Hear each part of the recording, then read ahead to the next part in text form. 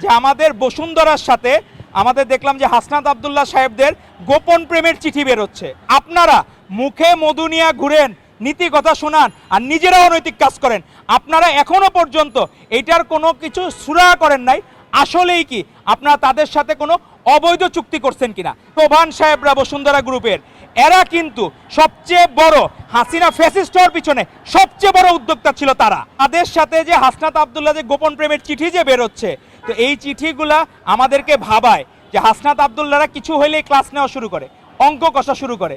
এখন এই অঙ্ক কষা এটা কি সোবান সাহেবের কাছ থেকে কি ব্যবসায়িক অঙ্ক শিখছে কিনা, এটা হলো ইম্পর্টেন্ট বিষয়। তো আপনারা মুখে মধু নিয়ে ঘুরেন, নীতি কথা শোনান আর নিজেরা অনৈতিক কাজ করেন।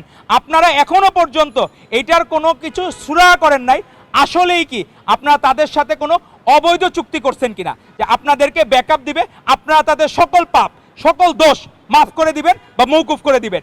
এই রকমের কোনো আনঅফিসিয়াল যদি চুক্তি আপনারা করে থাকেন, বাংলাদেশের মানুষ ফ্যাসিস্ট হাসিনাকে তারাই তো কিন্তু কার্পণ্য বোধ করে নাই, সেখানে আপনারা কিন্তু এক মুহূর্ত টিকতে পারবেন না। তো সেজন্য যদি সত্যিকার অর্থে নীতিকে ধারণ করেন, আদর্শকে ধারণ করেন, বাংলাদেশের মানুষের কাছে আপনার ক্ষমা প্রার্থনা করা উচিত। যদি বসুন্ধরার কাছ থেকে আপনারা 1 পয়সা পরিমাণ বা 1 টাকার বেনিফিট আপনারা নিয়ে থাকেন, জনগণের কাছে অবশ্যই আপনাদেরকে আনুষ্ঠানিকভাবে সরি বলতে হবে।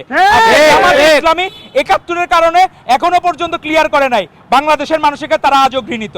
আজকে আপনারা বসুন্ধরার সাথে সে সম্পর্ক করেছেন, আপনারা যদি এটা সুরাহা না করেন, ভবিষ্যৎ প্রজন্মের কাছে আপনারা রাজাকার হিসেবে বিবেচিত হবেন। মানুষ আপনাদেরকে মাফ করবে না।